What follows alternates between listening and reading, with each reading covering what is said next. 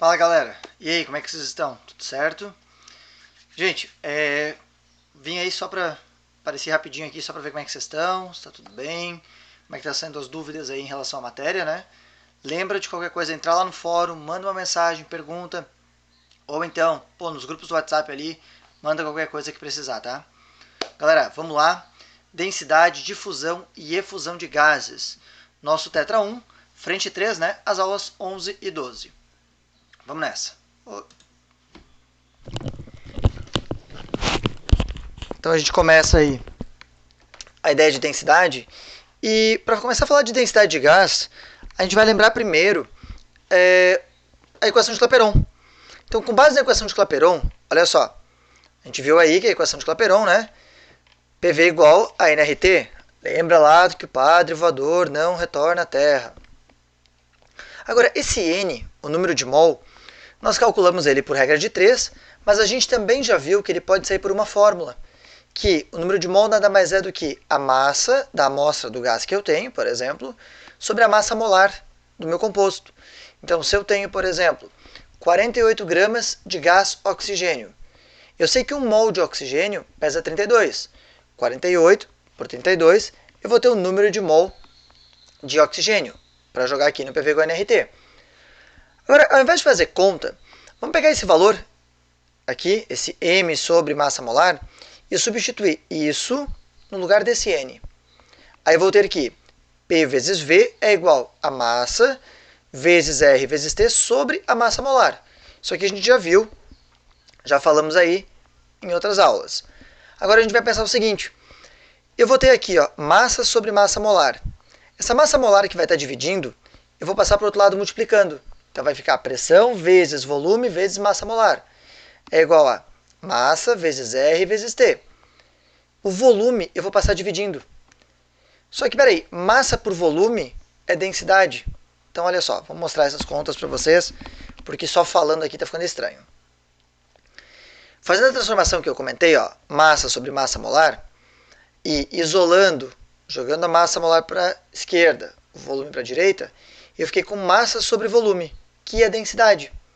Então, se por acaso eu pegar isso aqui, substituir pelo D da densidade, e pegar esse R e esse T e passar dividindo para o outro lado, eu vou ter que a densidade de um gás é igual à pressão a qual esse gás está submetido, a qual ele exerce, vezes a massa molar do meu gás, dividido pela constante universal dos gases, vezes a temperatura.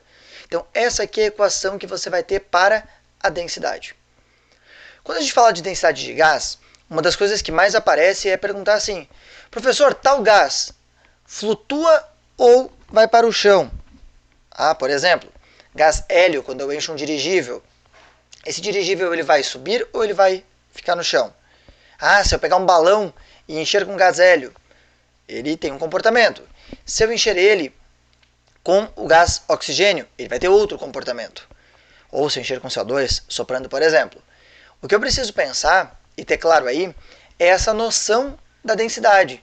Lembra que você já falou de densidade em anos anteriores, falando que a substância menos densa sobe e a mais densa fica embaixo. Portanto, quando eu penso no meu balão, se o balão vai subir ou vai descer, ele vai subir ou descer aonde? No ar atmosférico. E aí, galera, eu posso calcular a densidade do ar atmosférico sabendo qual é a massa molar dele. Quando eu levo em conta a composição da atmosfera, eu chego à conclusão que a massa molar média para a atmosfera é de 28,9 gramas por mol. Claro, a maior parte da atmosfera é nitrogênio, que pesa 28 gramas cada mol. Então a gente vai ter aqui 28,9 gramas por mol para um mol de atmosfera. Tá? Isso é a média, tá, gente? Agora, a partir do momento que eu tenho essa situação média, eu posso pensar na questão do subir ou do descer. Olha só, esse balão aqui, ele está flutuando. Significa que esse balão ele é menos denso do que o ar. Pense o seguinte, vamos pegar aqui uma canetinha e escrever. Olha só. Eu tenho a densidade, não vai dar certo, vamos fazer diferente. Aqui, melhor. Eu tenho a densidade do ar, que tem que ser maior do que a densidade do gás no balão.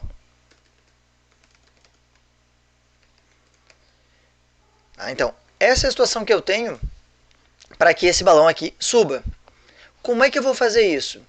Eu posso fazer a conta, pegar aqui, ó, calcular a densidade dos dois, ou então, concordam que quando a gente está fazendo isso aqui, a pressão dentro do balão é igual à pressão externa, ou seja, uma pressão de 1 atm. Eu posso ainda pensar que eu tenho o R e o T constantes, então eu posso calcular uma coisa chamada de densidade relativa. Quantas vezes mais denso um gás é do que o outro? Quando a gente for fazer a densidade relativa, a gente pode dizer que é a massa molar do gás A dividida pela massa molar do gás B, desde que esses gases estejam, obviamente, na mesma temperatura e na mesma pressão. Então, se eu pego, por exemplo, aqui, ó, qual que é a densidade relativa entre o CO2 e o hélio? Quantas vezes o gás carbônico é mais denso do que o hélio? Massa molar do gás carbônico, 44, dividido massa molar do gás hélio, 4.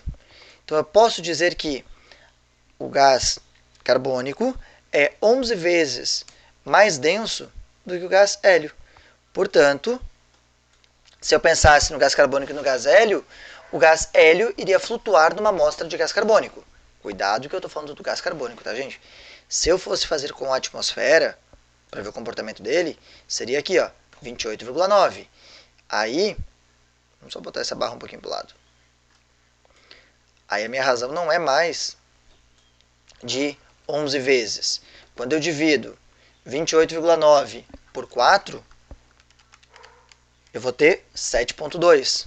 Então, o gás atmosférico, ou o ar atmosférico, né? A atmosfera é 7,2 vezes mais densa do que o gás hélio.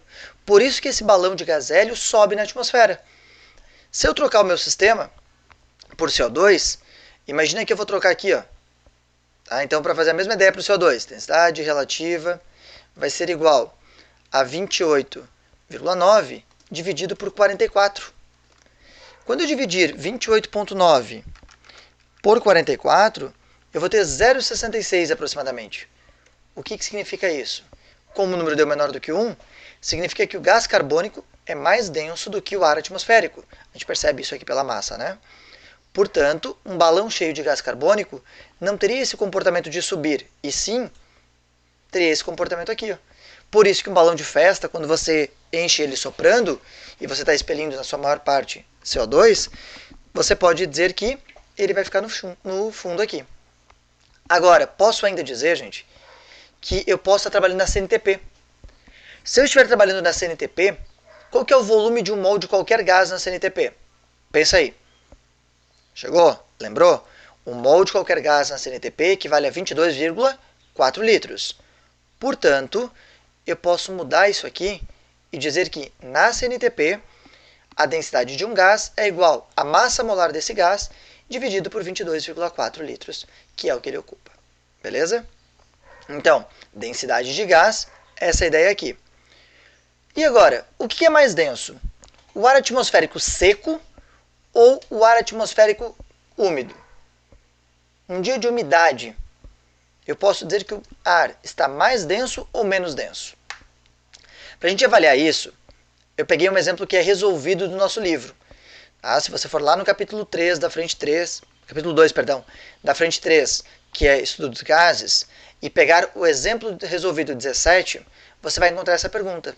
Olha só, qual é a densidade do ar atmosférico com teor de umidade de 2% em volume, na pressão de 1 atm e temperatura de 25 graus Celsius? O que acontece? Nós sabemos que a massa molar média do ar atmosférico é de 28,9. Só que isso não leva em conta que tem um teor de umidade. Então, quando eu tenho um teor de umidade, eu vou fazer a média ponderada.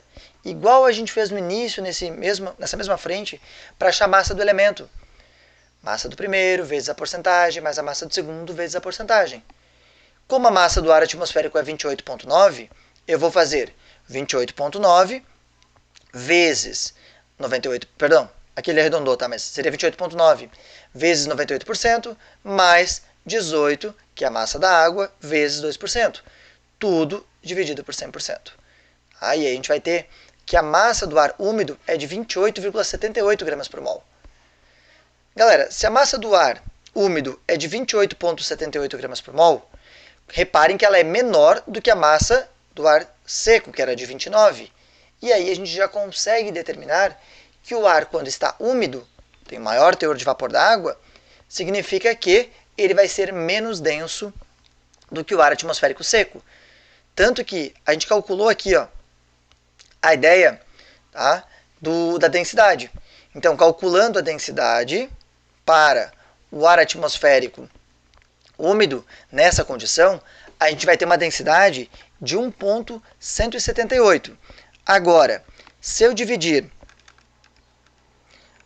o 29 que ele usou nessa questão, tá, por o valor do produto do R vezes o T nessa condição, então se eu dividir 29 por esse valor, eu vou ter 1,187, ou seja, 1,187 gramas por litro seria a densidade do ar seco.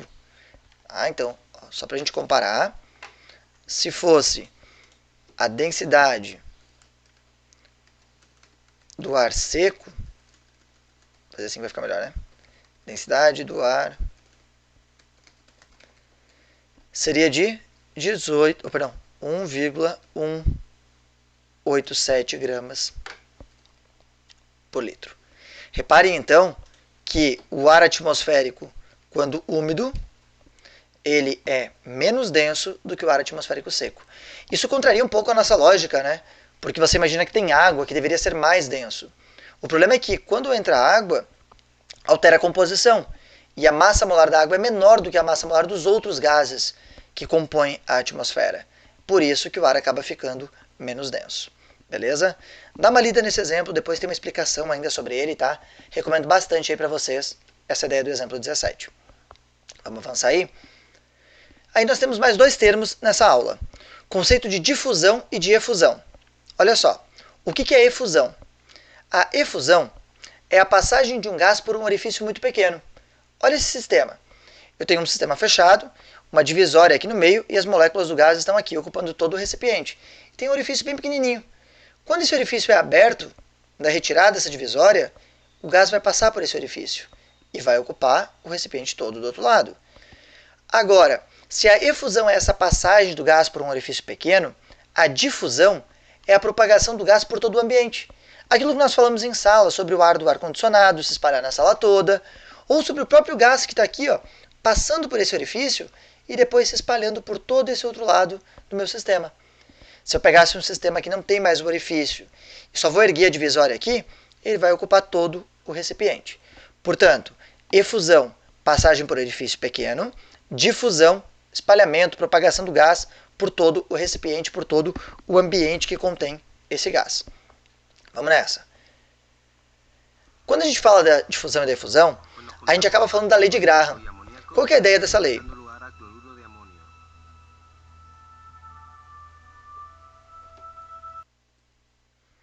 Então, galera, qual que é a ideia dessa lei? Desculpa aí que eu tive que voltar aqui por causa do vídeo.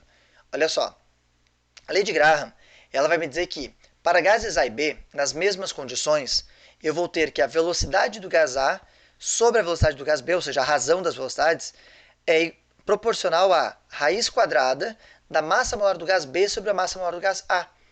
Então, quantas vezes o gás A é mais rápido do que o gás B? Eu faço isso igual a massa molar do B sobre a massa molar do A e aplico a raiz quadrada. Então, a gente vai ter que fazer essa raiz quadrada aqui. Dica, sempre coloquem como gás A o gás de menor massa molar, porque aí você vai ter um valor aqui maior do que 1 para aplicar a raiz quadrada. Então, sempre coloquem como gás A o mais rápido, o de menor massa molar. Vamos dar uma olhada no videozinho que elucida isso daí. Esse vídeo ele é um trecho de um vídeo que vai estar logo abaixo dessa aula para vocês no Moodle. Cuando juntamos ácido clorhídrico y amoníaco, reaccionan dando lugar a cloruro de amonio.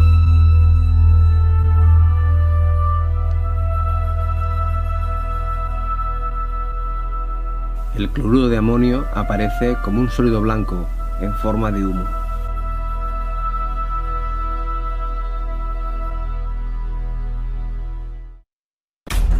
Utilizaremos papel indicador,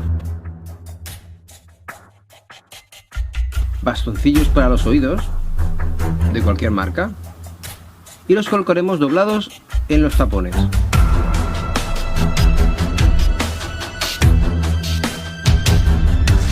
Estos reactivos son muy peligrosos, así que tendremos que utilizar la vitrina, guantes y, a ser posible, mascarilla.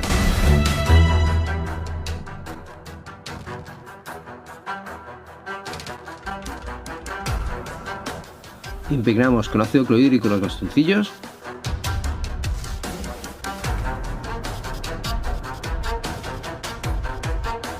y también el otro bastoncillo con amoníaco.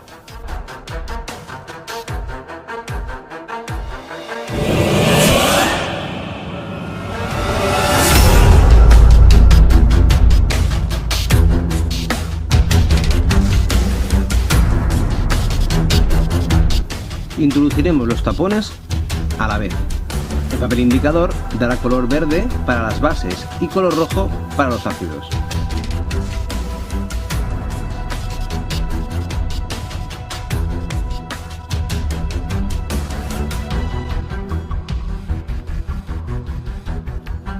Uno de los dos reactivos va más rápido.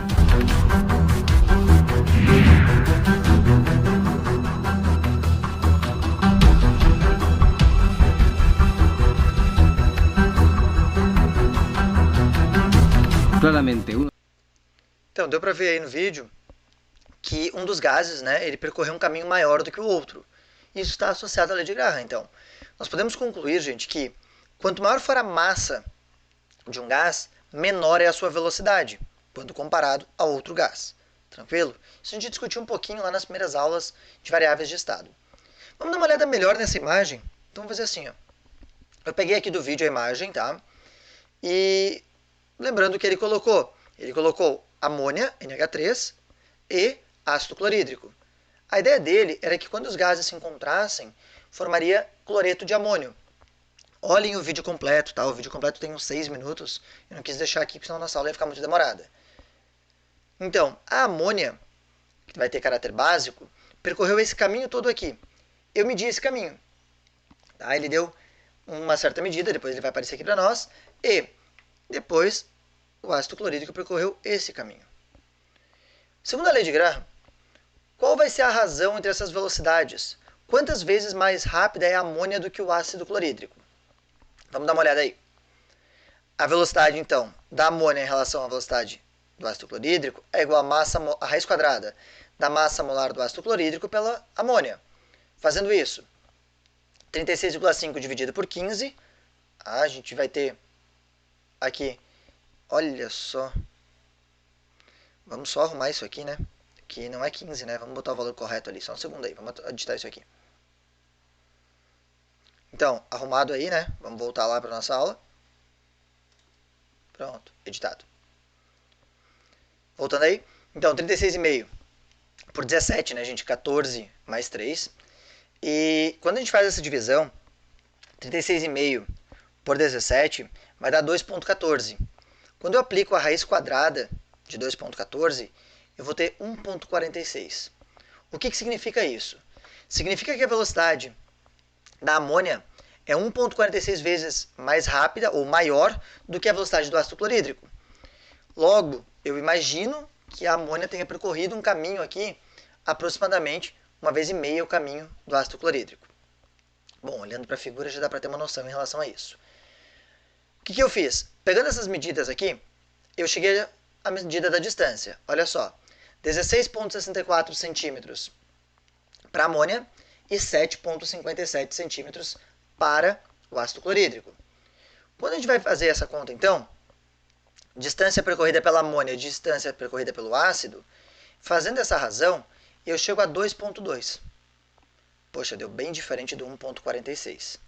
Aí a minha pergunta para vocês é, por quê? Por que houve essa diferença? Qual é a diferença e por que ela aconteceu? Pensa um pouquinho. Os valores estão certos, as contas estão certas, tá? A gente arrumou aqui o 17, então está tudo certinho. O que aconteceu? Ideia? Pensa aí. Galera, o que ocorre, uma possível explicação aqui, primeiro, reparem que não está bem fácil de visualizar aqui o final de um e o caminho do outro, o início do outro. Outra coisa importante, quando você olha o vídeo, assistam de novo o videozinho, tá? Vocês vão perceber que ele coloca primeiro a amônia, o tampão aqui com a amônia, e só depois de um tempo ele vai colocar o tampão com ácido clorídrico. Só que a amônia ela não vai ficar esperando aqui no cotonete. Ah não, assim que ele colocar o ácido, tá dada a largada, eu posso correr. Tá? Não tem a regra dos 3 segundos para amônia. Tipo aquela história do alimento que caiu no chão e você espera 3 segundos, porque a bactéria ela não vai subir no alimento. A mesma ideia aqui. Tampou, o gás já está sofrendo processo de difusão. Então, tem uma diferença, o erro aqui pode ter sido experimental. Beleza? Eu gosto dessa figura, eu gosto de frisar isso, porque é um experimento que ele não tem um papel todo quantitativo, ele é qualitativo. Ele era para que vocês percebessem que uma barra era maior do que a outra. Tranquilinho? Vamos em frente. Questão 1 do nosso livro. O Brasil é um grande exportador de frutas frescas, que são enviadas por transporte marítimo para diversos países da Europa. Para que possam chegar com uma qualidade adequada ao consumidor europeu, os frutos são colhidos prematuramente e sua completa maduração ocorre nos navios, numa câmara contendo um gás que funciona como um hormônio vegetal, acelerando seu amadurecimento. Esse gás, a 27 graus Celsius, tem densidade de 1,14 gramas por litro, sob pressão de 1 atm. Quem é esse gás? Então, qual é o gás que vai dar essa densidade nessa condição? Lembrando que densidade é a pressão vezes a massa molar. Sobre a constante vezes a temperatura, eu vou substituir a densidade por 1,14, a temperatura por 300, lembra que tem que ser em Kelvin, a pressão por 1, o R por 0,082 e vou achar a massa molar. Fazendo isso, então, olha só, a massa molar vai ser igual a 1,14 vezes 0,082 vezes 300. A minha massa molar dá aproximadamente 28 gramas por mol. Beleza, sei que a massa molar é 28. Agora eu preciso testar qual dessas alternativas vai dar 28. Marlon, mas eu não lembro as massas dos elementos, ele não deu na questão. Tranquilo, tá aí uma tabela periódica para a gente olhar. E mais do que isso, gente, lembra que na prova de um vestibular vocês têm tabela. Vamos lá, xenônio, massa 131, não deu. Metano, carbono é 12, cada hidrogênio é 1. 12 mais 4, 16, não deu. N2O4, nitrogênio 14 vezes 2 é 28, mais 16 vezes 4, que é 64, já passou longe, tá? A gente já chegou aqui a 92, isso? 64, 92. Ozônio, 3 vezes 16, 48. Eteno, 2 vezes 12, 24, com mais 4, 28. Portanto, alternativa correta, letra D. Vamos nessa. Questãozinha 2, uma questão teórica para a gente aí. Baseado nos conceitos sobre os gases, analise as afirmações a seguir. A densidade de um gás diminui à medida que ele é aquecido sob pressão constante. Espera aí. Se a pressão é constante, eu estou com uma transformação isobárica. E eu lembro lá do Pivot-Povotó. Quando eu tinha uma isobárica, quando eu tirava a pressão, eu tinha volume sobre temperatura. Se o volume estava sobre a temperatura, quando eu aumento a temperatura, o volume aumenta. E aí, se o volume aumenta, pensando que a massa do gás não muda, a densidade diminui. E, portanto, a proposição 1 é verdadeira. A 2. A densidade de um gás não varia à medida que este é aquecido sobre volume constante. Se eu estou trabalhando agora com uma questão isovolumétrica, eu tenho a pressão sobre a temperatura. Logo, quando eu estou nessa situação, eu posso dizer que, aumentando a temperatura, aumenta a pressão. Mas a pressão vai me dar a velocidade do gás. Não vai falar em nada, ou vai estar associada, né, à energia cinética do gás. Não vai me falar nada sobre o volume ocupado, porque o volume é constante. Não mudou volume, não mudou massa, a densidade não varia. Proposição 2, verdadeira. E a 3. Quando uma amostra de gás é aquecida sob pressão constante. Opa, pressão constante, estou com uma isobárica de novo. Sei que volume e temperatura são diretamente proporcionais. O aumento do volume é verificado. Verdade, se eu aumento a temperatura, aumenta o volume. Continua. E a energia cinética média de suas moléculas mantém-se constante. Não, galera. Se eu aumento a temperatura, a energia cinética média das moléculas aumenta. Portanto, a 3 é falsa. E o gabarito? Letra D. Vamos em frente. Questão 3. Opa, já dei spoiler. Bolas de tênis são preenchidas com ar. Então, massa molar média aí, aproximadamente 29 gramas por mol, ou 28,9. Há uma pressão de 2 atms e seladas em latas, também com ar a 2 atms, para evitar vazamento do ar. Indique a alternativa para reduzir o efeito da queda de pressão da bola, mantendo a sua performance após a abertura da lata. Bom, já dei o spoiler, né? O que está acontecendo aqui? Por que a bolinha de gás vai murchar? Ou por que o balão que você compra lá de gás, ele murcha depois de um tempo? A superfície ela não é perfeitamente isolada. Um pouco do gás acaba passando, seja no balão ou aqui na bolinha. Tá? Ela não é 100% impermeável ao gás. Resultado: quanto menor for a massa molar média desse gás, mais rapidamente vai ocorrer a efusão. Mais rápido o gás vai passar por aquele orifício bem pequeno e mais rapidamente vai murchar. Se você pegar 2 balões de aniversário iguais, encher um deles com gás hélio e colocar num outro o mesmo volume de CO2, o balão de gás hélio vai murchar mais rápido do que o balão de CO2. Porque como essa molécula tem uma massa molar média menor, o hélio tem uma massa molar de 4 gramas por mol, você terá o quê? Terá uma maior velocidade de efusão. Logo, ele murcha mais rápido. Então, qual que é a ideia aqui da bolinha? Colocar um gás que tenha massa molar maior para dificultar o vazamento. Então, a gente colocaria aqui o hexafluoreto de enxofre, um gás extremamente denso e que eu vou te dar uma dica. Você vai procurar na internet o seguinte vídeo: barco voador SF6. Vai lá no YouTube e procura isso. Você vai encontrar um videozinho que você vai ver um barquinho de alumínio voando. Olha esse vídeo. Tenta entender o que está acontecendo lá. Então, item A, resposta da 3. Beleza? E a nossa última questão, eu vou deixar ela para vocês pensarem. Tá? Galera, a questão 4 é o nosso experimento. É a questão que a gente fez ali antes. O que deve acontecer? Eles colocaram etilamina, massa 45, e ácido clorídrico, massa 36,5. Qual dos dois gases percorre o caminho mais rápido? A etilamina ou... Vamos só marcar aqui. Ou então o ácido clorídrico. Quem tem a menor massa? Ácido clorídrico.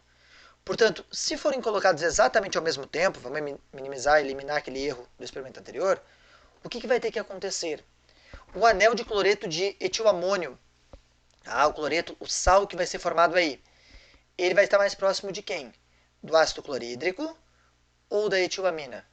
Lembrando que o ácido clorídrico percorre um caminho maior, eu vou ter a formação dele aqui, ó, mais próxima do cloreto de etilamônio.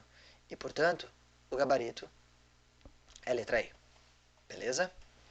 Povo, sugiro para vocês do livro de casa que vocês peguem lá as páginas 274, 284 e 285 e façam esses exercícios aqui. O 10 do Revisando, do 56 ao 58 e o 60 da 284 e o 65 da 285. Além daquela listinha que já está lá nos estudos, tá? Para vocês, que está com o nome de densidade, difusão e efusão. Galera, sempre uma honra. Um grande abraço para todos aí. Muito obrigado e até a próxima.